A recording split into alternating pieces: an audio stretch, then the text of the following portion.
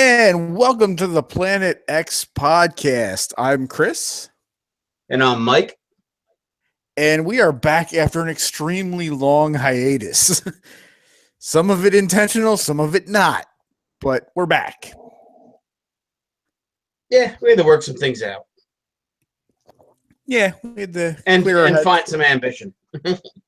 Yeah, clear our heads a little bit and, kind of get ourselves back in the swing of things. Stuff to talk about this week. I think the big thing is we're gonna kind of hash out some feelings after the season premiere of The Walking Dead, because I at least I know I need to, because I didn't get to watch Talking Dead last night, so I've been an emotional wreck all day today. It was definitely one of those things, and with the cliffhanger, and everybody got all cranked up about the cliffhanger. And then the people that were kind of smart to the comic book, they're like, well, we know what's going to happen. And then the people that read into it a little bit more is like, well, I think this might happen. And then there was a lot of just anything could happen talk, which possibility. And I went into the episode and I was kind of like, I know what I'm gonna, I had an idea of what I'm expecting, but anything could happen. Yeah. I started it a couple minutes later. I think it was about 9:15 when I sat down and started it on my DVR. And I'm like, all right, I'm gonna try and play catch up, and I gotta remember not to check my phone for anything and read anything stupid, and because I'm sure one of my asshole friends would post something just to be like, oh, you guys read what happened. But I think they did it.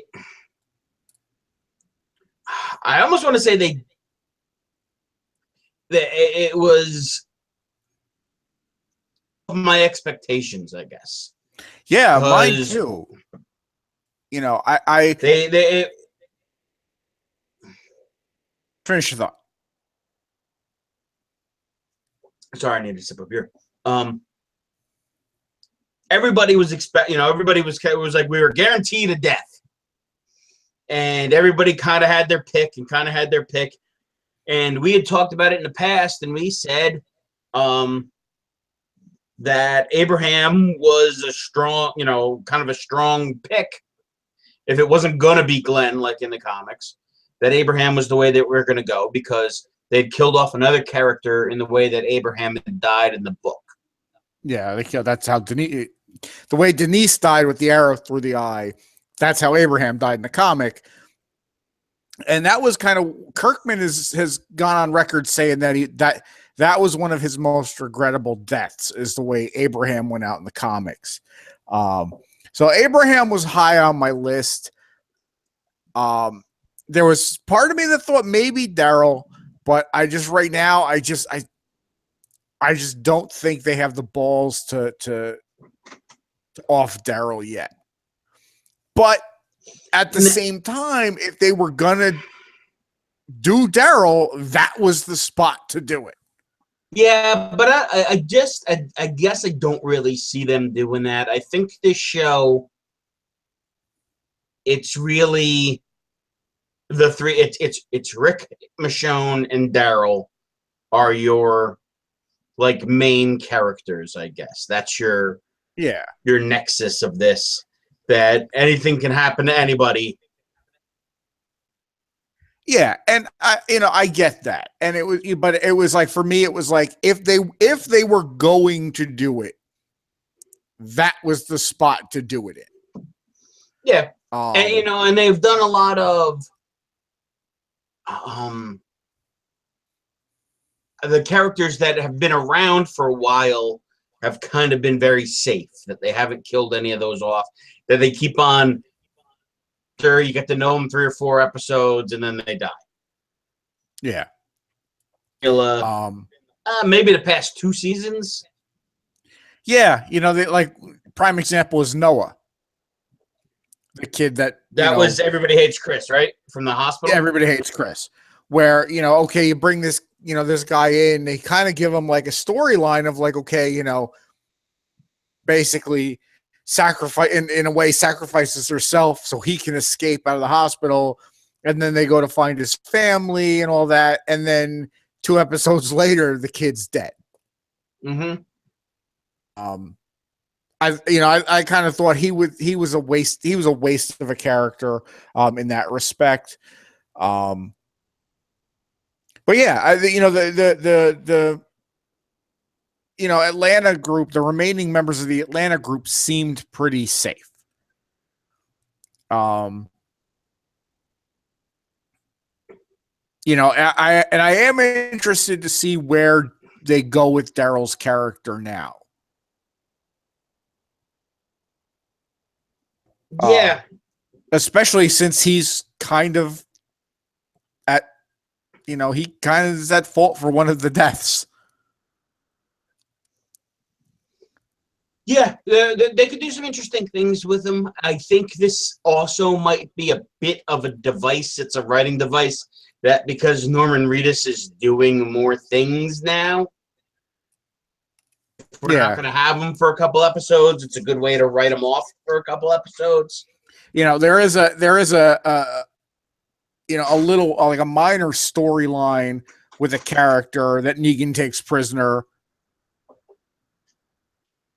And Sasha kind of fills that role, but I'm kind of hoping they don't do that. They don't, kind of swap that out with Daryl, because then if what happens with that character in the comics is what they do with Daryl, it will be very unsatisfying. Yeah. And it would go into that, like if that was the spot if there was a spot he was going to go, it should have been that. It should have been last night. I do feel from that episode last night, I want to give Jeffrey Dean Morgan an Emmy, like right now. Absolutely. Because he was intriguing, he was personable, and he was terrifying. Yeah, all at once. It reminded me,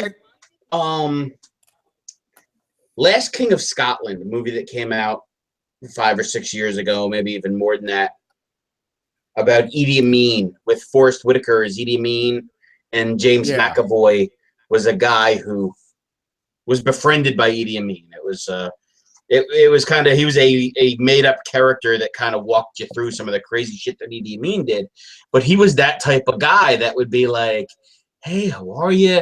This is great," and be real nice to you, and then it turns into, he's threatening you with ultra violence. Yeah. That he would commit, and he would do things, that's kind of where that concept for this character comes from. That a guy that rules with personality, but also with displays of violence. One of the things that he did, and apparently did this in real life, but they show it in the movie, was he would kill somebody and then dismember them and kind of like have the corpse stitched back together with like the legs or the arms should be, and the arms where the legs should be, and the head, just to so people, and display it so people could see, like, not only am I going to kill you, but I'm going to do things like this to you so your family sees it. Yeah. It's all those things that he spelled out, but he spelled it out in you hung on every word that came out of the guy's mouth last night. Yeah. And I never been a huge fan of the character. He's been in the comics now for close to 60 issues, as far as on the page. I mean, he's been mentioned for a while. You mean they're not going to kill him right away? For whatever reason, I just wasn't a fan, because I think he just seemed, the way Kirkman wrote him, he just seemed so unbelievably over the top. Really came across to me, he never really came across as terrifying. like, you know, he just kind of came across as just, you know, an asshole with a barbed wire bat. What we saw on the screen in that episode last night is what I wish for me the character would have been, or, you know, was in the comics. Mm. Yeah, I guess you're right. I guess it did come on. He does have a lot more personality in this version than on the page version. But even the way he was, you know, the stuff that kind of translates through is he is that like pro wrestling heel, or even like, you know, it's that no matter what you do, he's going to have a way. You know, he's out thought you, and he's out, you know, outgunned you, and he's out. I think he's scary not just because of what he will do, but because he's thought it out at so many levels. Yeah. And the way he broke Rick last night. You know, and not for nothing, Andrew Lincoln should get some kind of an award for last night's episode as well. Yeah. As just, you know, because that whole first half of the episode, you just saw, or, you know, 3/4 of the episode, even as all this stuff was going on, you just saw that little bit of defiance in Rick's eyes. Yeah. I'm thinking about this. I'm going to get the upper hand on you at some point, like I have with everybody else we've come across. You know, and I mean, he, you know, after, you know, and it started out, this was with the, you know, the part that got released at New York Comic Con a couple weeks back. And it was the part of the episode that I thought it was going to be, which was going to be the, you know, the pre scene was, you know, Rick is like, I'm going to kill you. It's not going to be today. It's not going to be tomorrow. Right. And by the end of the episode, that ain't the case anymore. You know, Rick is a broken man. And I liked the way that they really kept or deaths. You know, there were no spoilers. I didn't, you know, I not that I was looking. Nothing really got out. Yeah, there was nothing in any of the teaser stuff that really gave you any clue of who was alive. You know, and that was like when, I guess it was over the summer, San Diego Comic-Con, when they released the season 7 trailer. You know, the first 30 seconds of the trailer or whatever was everybody in the lineup. The rest of the trailer showed nobody. I mean, it was people that were just kind of background characters in Alexandria, and Carolyn Morgan and Ezekiel and all that. So you just spent the entire summer. You spent 6 months not knowing what was going to happen. And even last night, you waited a while before you found out what happened. You know, and then, you know, you get the payoff, and it's like, okay, it's Abraham. And I really had a feeling that it was going to be Abraham, just because he was the one that kind of, to, you know, when Negan was kind of walking down the line in the finale last season, he was the one that kind of puffed up and, you know, stared him right in the eyes. He was going to take out Abraham. Mm-hmm. You're thinking like, all right, he took out Abraham. Okay, you know, there's the death. And then we got Glenn, which was a complete surprise. I didn't expect 2. You know, I didn't expect 2 until about 6 beats or so before he actually hit him, because the way they framed the picture, and I'm like, oh, Glenn's head looks huge in this scene right now. They really laid, you know, I'm like, crap, he's gonna kill him. You know, yeah, and they did it as close to the comic and the brutality of the comic, and the thing with those two types of deaths is the two deaths that you got in that is Abraham was a soldier, and he was the tough guy, and toughen up, and the and the defiant, the suck my nuts after he gets hit the first time, and just that was perfect.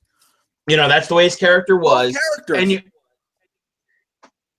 as an audience, you almost accept the death of a soldier differently because you kind of expect the soldier to be, and especially a man who puts himself in that position, who will go to the front and who will be defiant. You're like, all right, this guy's willing to die for everybody. You kind of expect him to die. With Glenn, if this is a war movie, Glenn is the guy that showed you the picture of his girlfriend back home. Yeah. When you're back at the barracks. And he was telling you about how everything's going to be swell. Yeah, that's exactly what it was. And, and the credit to the makeup team, because the Glenn was what we saw in the comics. Yes. It really was. And both characters, their last lines were the epitome of those characters. Where Abraham, takes the bat and kind of gets up and looks him in the face and says, "Suck my nuts," which I loved. I mean, I thought that was, that was perfect for that character. And Glenn, with at the top of his head caved in, one eye popping out, looks at Maggie and says, "I will find you," which just took it to like a whole nother emotional level, especially after the whole Terminus season where he was trying to find her, and then the fake out last season of did he get eaten by the walkers, and all that. Yeah. The thing too that was, is as brutal and heartfelt as that whole scene was, I'm still the dark humor side of me is hearing Joe Pesci in Casino. Yeah. Going, "You made me pop your fucking eye out." Yeah. Yeah. But it turns out that they actually, to kind of fake out everybody and anybody that might have leaked something from the set, is they actually filmed every character getting the bat. Which I'm not surprised. And they used it last night too, which made sense. And I saw somebody posted the footage of Maggie, like the actual footage, if Maggie would have been the one to get the bat, which a lot of people thought that might have been the case. Yeah. I thought that would have been, for as weird as this may sound, I think if it would have been Maggie, I think that would have been a bit much. It would have been a lot. I was thinking of the possibility of it being her, just because I know she's doing a lot more movies and stuff now. Yeah. That maybe she was, she wanted an out. But I think for the storyline and for moving along, because it'll create interesting things, because you've kind of taken the heart out with the plucky sidekick, the young guy, the future father, the guy that was the future, the guy, and then you took out the guy who was the knight in shining armor, or the warrior.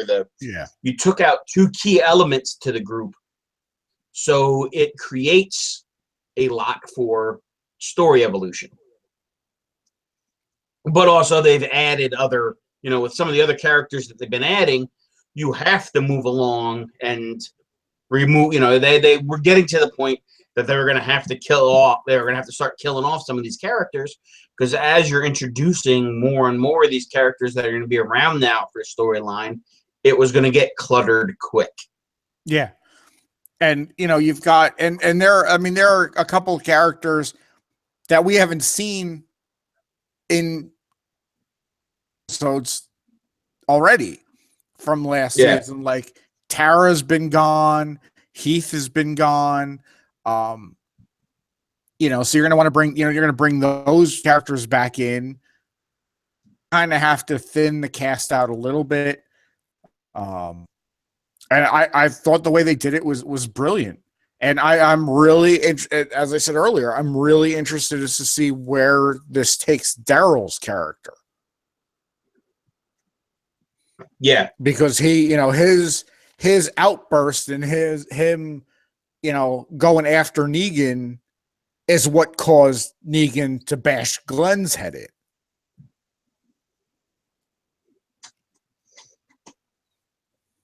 Yeah. Yeah, that's it's going to be interesting. You know, though, again, they're keeping it interesting, you know, changing it up a little bit and keeping it from getting stagnant. What they needed to do. Yeah.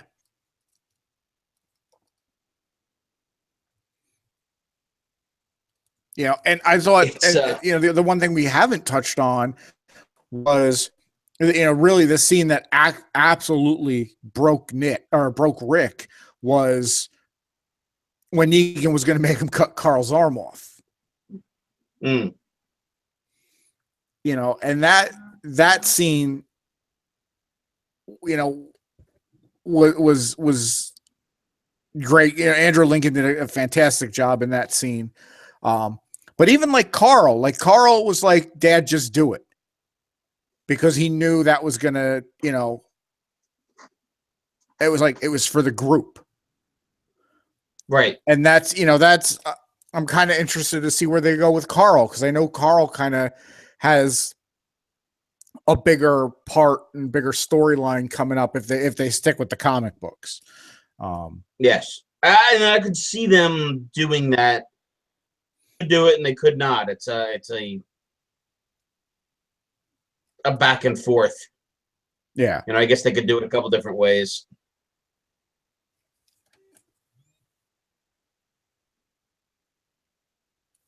Yeah. So all in all, I thought it was a fantastic, enriching episode.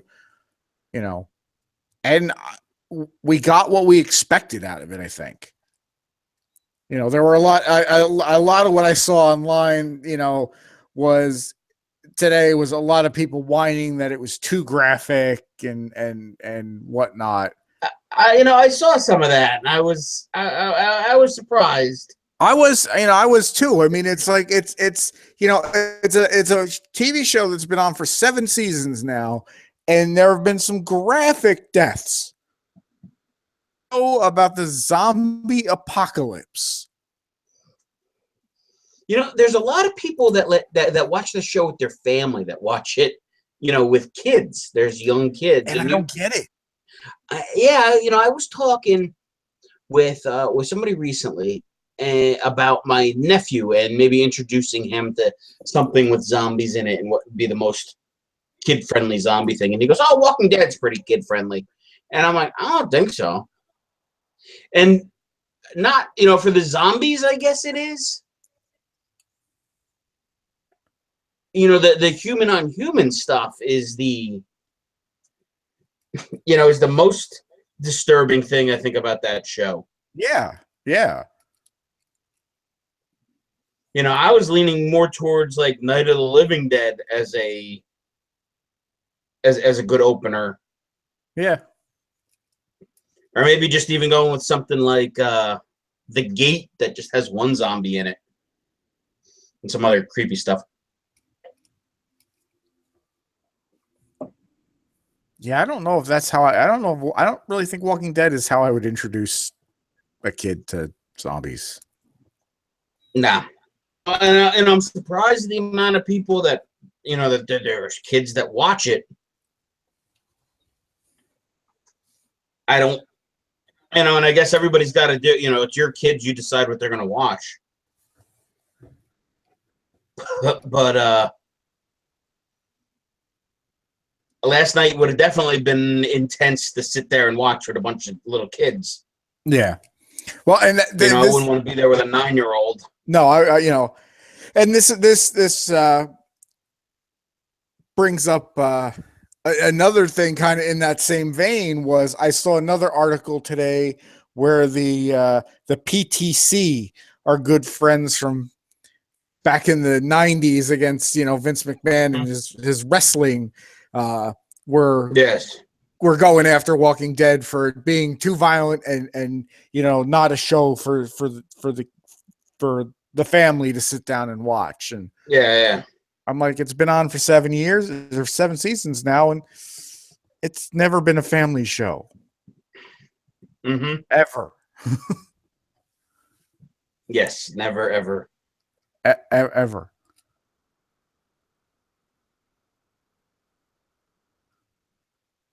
So.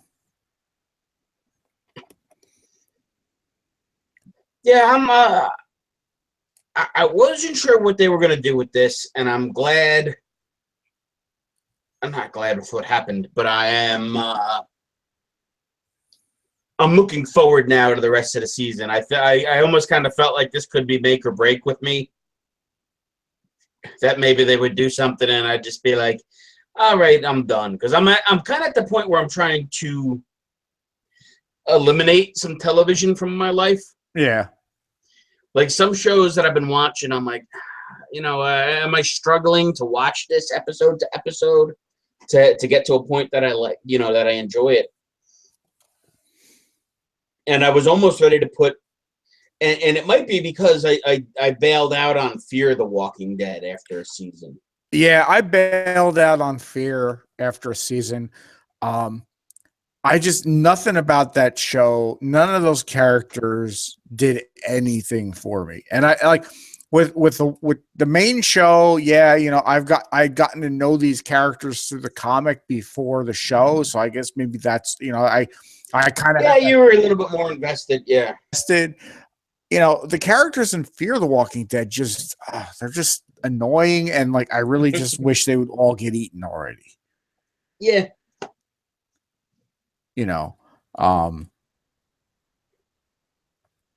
I've heard that the show's gotten better, but I just haven't invested in it. I have a buddy at work that watches it and he enjoys it, but it was one of those things that I decided I don't want to invest another hour a week into watching a show. That's one of those shows you got to watch, you got to keep up with. Yeah. In that zombie world, I've been watching. And what's funny is I had given up on it, and then I got sucked back in. Was the sci-fi show. Well, it took me a little bit to kind of gauge what Z Nation was going to be because it's definitely goofier. It definitely does things that in a comic booky or a sci-fi network movie type of way, that there's things in it that are a little more ridiculous, but they create interesting points, and it at times is very lighthearted, but it also gets serious. So, and I've been enjoying it, but I almost feel that at the end of each season, like they're almost waiting for they write each season expecting to be canceled that year. Okay. Like, all right, here's the end of the series. Here's the end of the series, and then the next season starts with like an easy out of this thing that we just watched everybody die, or we watched the storyline. In this season, they started something new, different direction and I'm almost ready to give up on it again. Yeah. I think in the first season, I stopped watching it a few episodes in. I missed about 5 or 6 episodes in the middle, and then watched like the last 3 episodes, and was hooked again to the point that I watched the whole second season. But now this third season, I might give up. I don't know. I was thinking too, it goes on Netflix, and maybe I'll just pick it up in a couple of years. Like Z Nation is one of those things that people are talking about that like, oh, there's going to be a spoiler in this because this, that show's ridiculous and ridiculous things happen. Right now I'm talking about which zombie TV show has the better realism to it. Yeah. But we could be coming up on that. That could actually happen. Like some kind of apocalypse could be happening. Yeah. Soon. The political election and the fact that the Chicago Cubs are in the World Series. And they're playing the Cleveland Indians. This could be the end of time. Or maybe just as a nation, we've all been like hypnotized and are sleeping and just having some crazy nightmare. Maybe it might be a fever dream.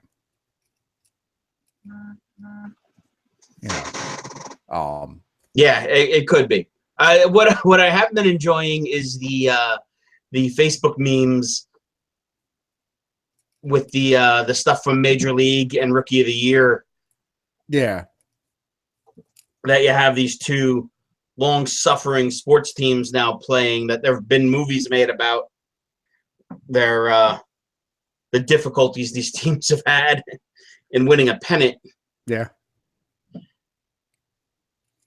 And it made me, I'm like, all right, I'm interested in this World Series, and when the World Series is over, I want to watch a bunch of baseball movies. Yeah.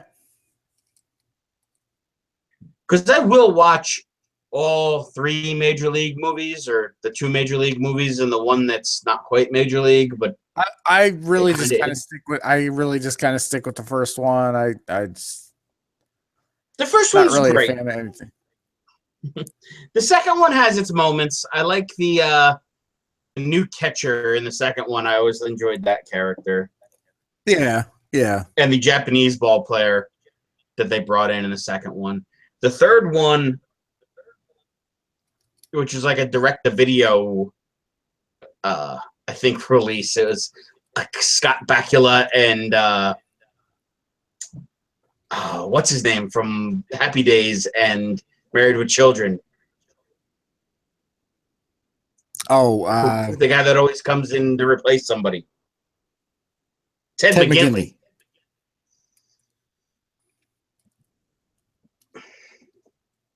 But if one of those Major League movies or Rookie of the Year, or what's the one when the kid inherits the twins?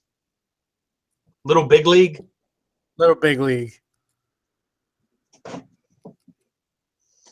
I'll watch that. Is it Rookie of the Year where they're playing the real Seattle Mariners at the end? Where like Randy Johnson is a big dickhead? I think so. And then they throw Ken Griffey Jr. out at first base with a hidden ball trick. Yeah. Yeah, I think that might have been. I think that was Rookie of the Year, but I get, or maybe hidden ball trick was Little Big League. Hidden ball trick might have been Little Big League, but I haven't seen either one of those movies in forever. But every time I haven't seen them either in a while, but every time they're on, I'll watch it. Angels in the Outfield. Yeah. That one has my favorite baseball player ever, Carney Langsford, in it. He's the guy Tony Danza has to strike out at the end. And the original Bad News Bears, actually, probably the original Bad News, out of that Bad News Bears series. I'll definitely watch Bad News Bears and Bad News Bears. Okay. The second one. Bad News Bears go to Japan, starts to lose me a little bit. Especially since Kelly Leak is like 27 in that one and he barely plays. Yeah. That one's a little weird. They do wrestle Antonio Inoki in it, though. They do. They do. Yeah, Tony Curtis and the Bad News Bears wrestle Antonio Inoki. So it gets away from the heart of the original Bad Newspapers, Yeah. but it's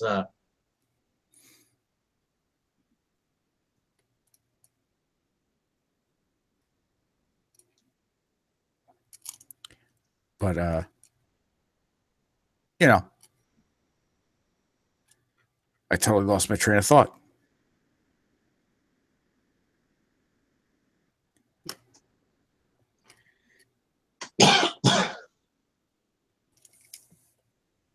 oh, sorry. No, I got that's like all a right. weird sinus thing. I'll edit that out. Yeah.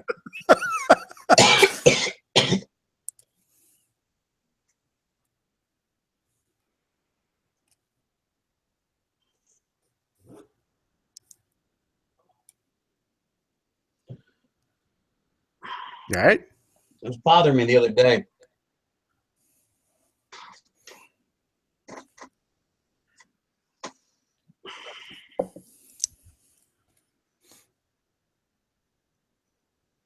Ooh. All right, I think I'm okay now. I don't know what the hell it was. It was like I felt like I just inhaled a bunch of dust. Oh, that sounds miserable. Yeah.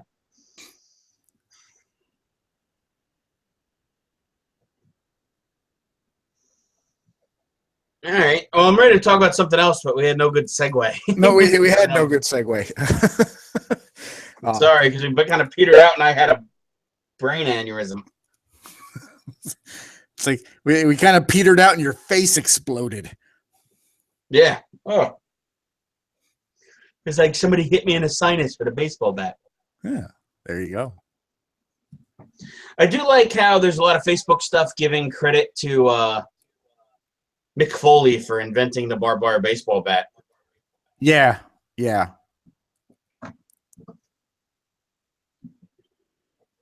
Yeah, I saw a bunch of those memes floating around today.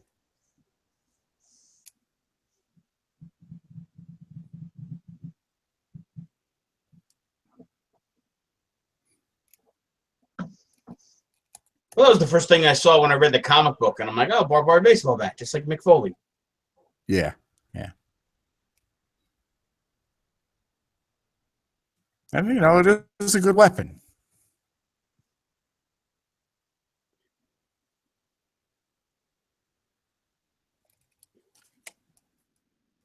I don't know. You got anything else you want to go over?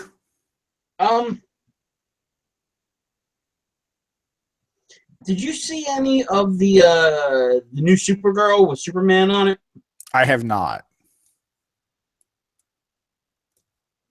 I wouldn't mind talking about that. I mean, I don't, I know you didn't see it, but Yeah, we can talk about it. I'll get caught up at some point. yeah.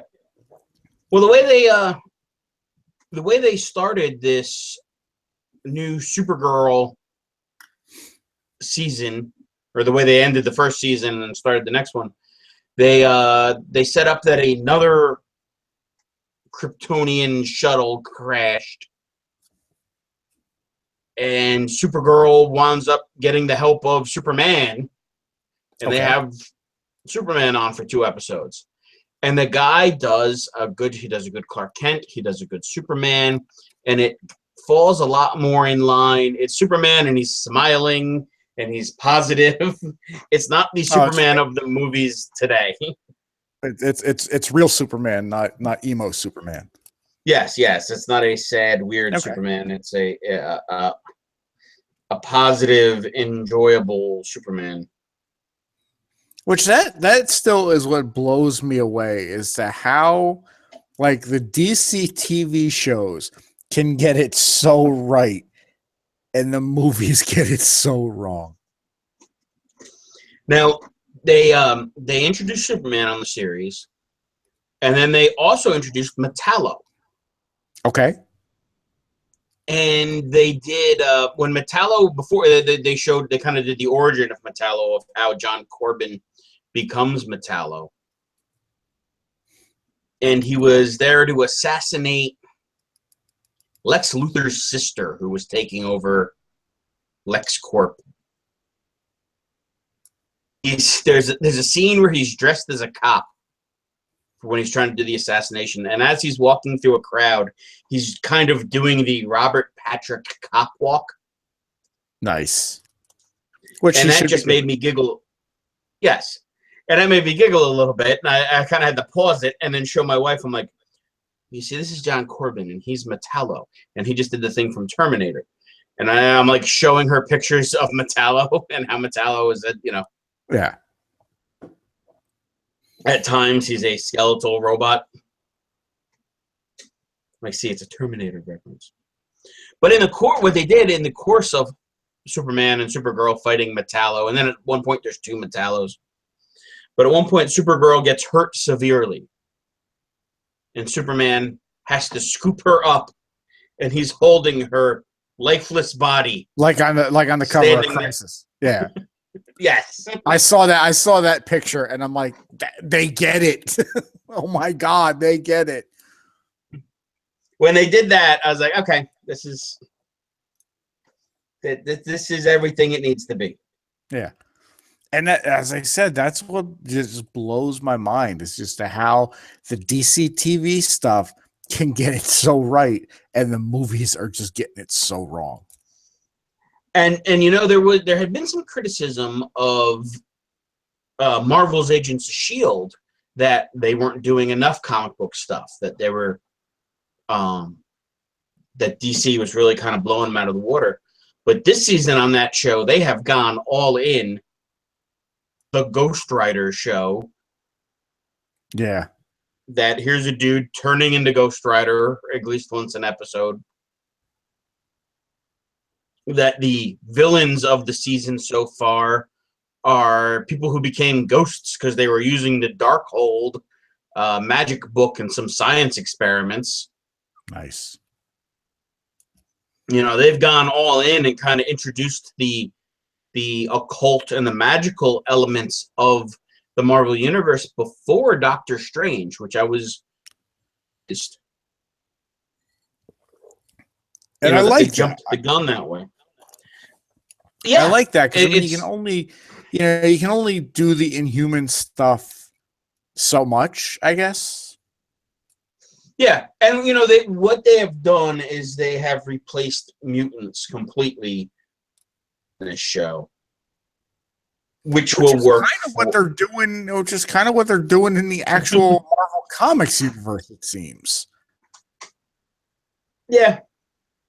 At least for the next couple months,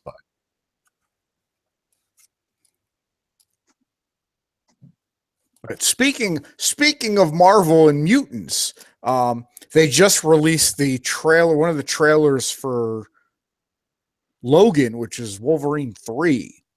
Right. And they're kind of doing the old man Logan story to a point. It looks, I think out of all the Wolverine movies, this one I think might be the best one. It looks great in the trailer. It helps that they have, they're playing Johnny Cash hurt. Yeah. In the trailer, so it adds a ton of gravitas to the to the feel of it. And this is going to be the R-rated Wolverine. Yeah. Which I when they first announced that it was going to be R, it was kind of like right on the heels of Deadpool, and I kind of scoffed at it a little bit and went like, oh, right, this is gonna, they're just making this rated R because Deadpool did so well. I think it's rated R because it's the way the story needs to be told. Yeah, I agree with you. And it looks really good. And yeah, and also we got a Guardians trailer too. Yes, I saw that. We find out that Drax is a hugger. But of course the thing that stole the trailer was the very end with Baby Groot on Rocket's back at one point. Mm. And that made the internet explode.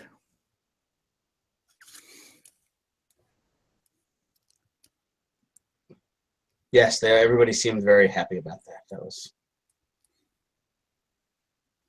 And that Doctor Strange movie is getting very good reviews so far.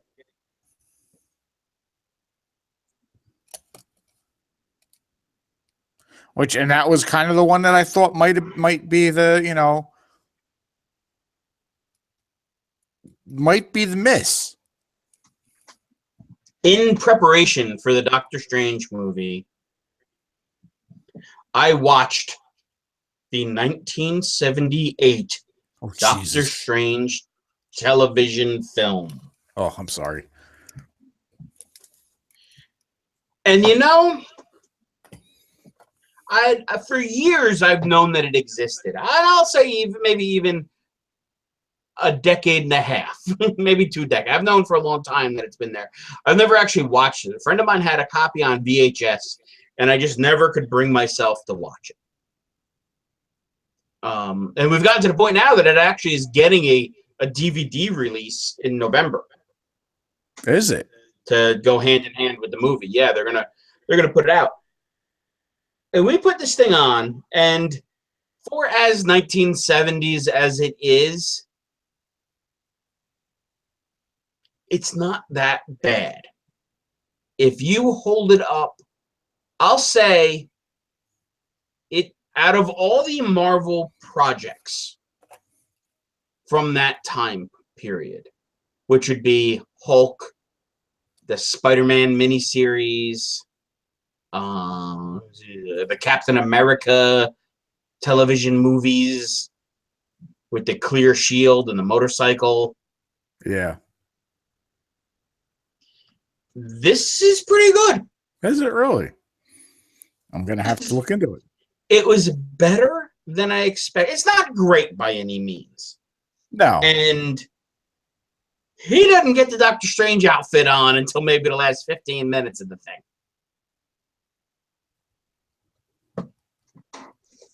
And, they changed some stuff. You're not going to sit there and it's not a fantastically firm adaptation of the Doctor Strange comic, but it's not super far off. To adjust things for television, similar to the Incredible Hulk series, to adjust it to make it work. And I'm sure they shot this as a movie and, create a TV show off of it. One of its biggest stumbling points, apparently, was the night it premiered. It was on against Roots. Oh, yeah. So you had you're going to try and have your TV movie go up against maybe one of the most important television events in the history of mankind. Yeah, yeah. Here's meaningful, important television, and here's a guy doing magic. And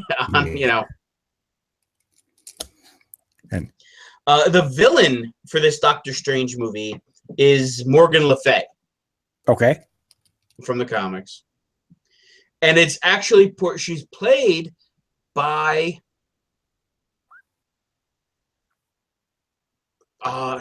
Jessica Walters from Arrested Development, Archer. Okay. And she does a good job. And in 1978, she was a piece of ass. Yeah. She's got some boobage going on there. There's so there's definitely had a lot more highlights than it did, than I expected it to. And it gets funky and weird, like you kind of need a Doctor Strange thing to do. Yeah.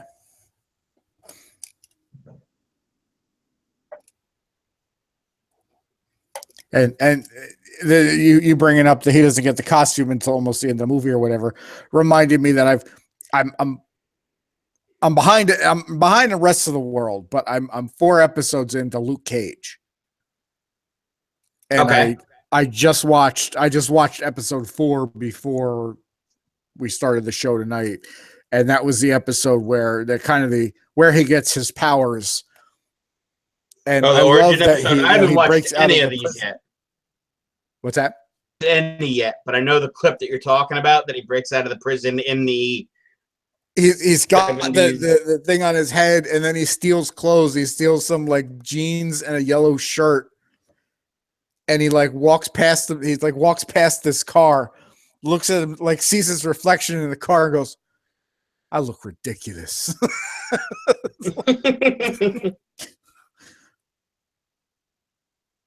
But it's fantastic. I think, I didn't really like Jessica Jones lost me after a little bit, but that was, it wasn't any of it wasn't the show's fault. It was just I kind of got lost. I got involved in other things. But I'm definitely enjoying Luke Cage. Yeah. I just haven't. I've been with the network stuff that I usually watch starting up. As Netflix, I kind of pushed everything behind, and I'm still playing catch up with a lot of my network shows. Yeah. And man, I watch an awful lot of comic book television. Between Walking Dead, Flash, Arrow, Legends of Tomorrow, Shield. Are you still watching Gotham? And I'm still watching Gotham. And I don't know how much longer, because as cool as right as Supergirl and Flash is getting it, and Arrow to a point, Gotham just does things that I'm like, oh, this is not the thing. This season on Gotham, there's Bruce Wayne clone. Jesus Christ.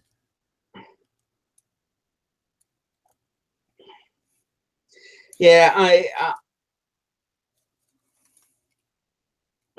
there's parts of the show I like, and then there's parts that I'm just that I can't watch it when I'm watching the other superhero shows, I think, because I can't see them recreate the cover of Crisis on Infinite Earths with dead Supergirl and then watch this kind of Batman show.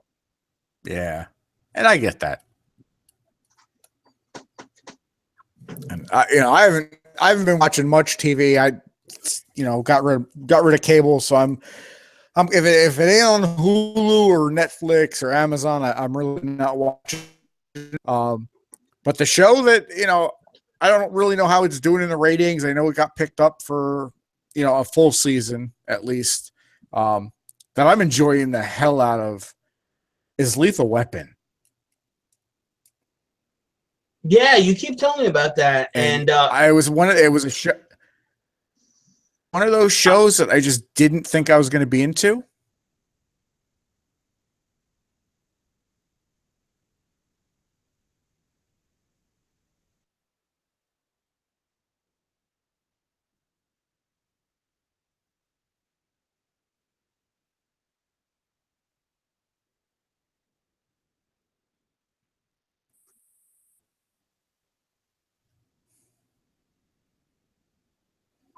You there? You there? Okay. Yeah, we froze up, or you froze up, or something happened. Yeah, but I'm definitely I'm definitely digging Lethal Weapon. It was a show that I didn't think was going to be any good. Didn't think I was going to like it, but I gave it a shot, and it's kind of been new episodes on Wednesday night. It's on Hulu by Thursday, and I'm definitely checking it out. So cool.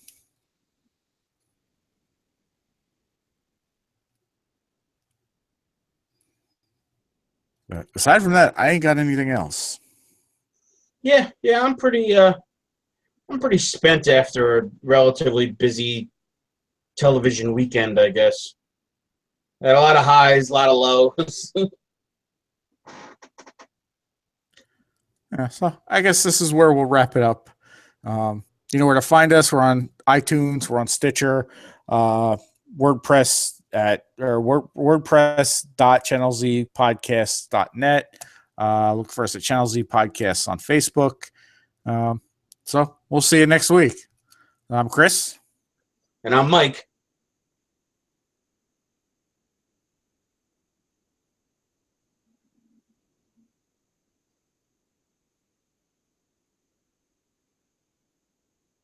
Did I lose you again? Yeah. All right.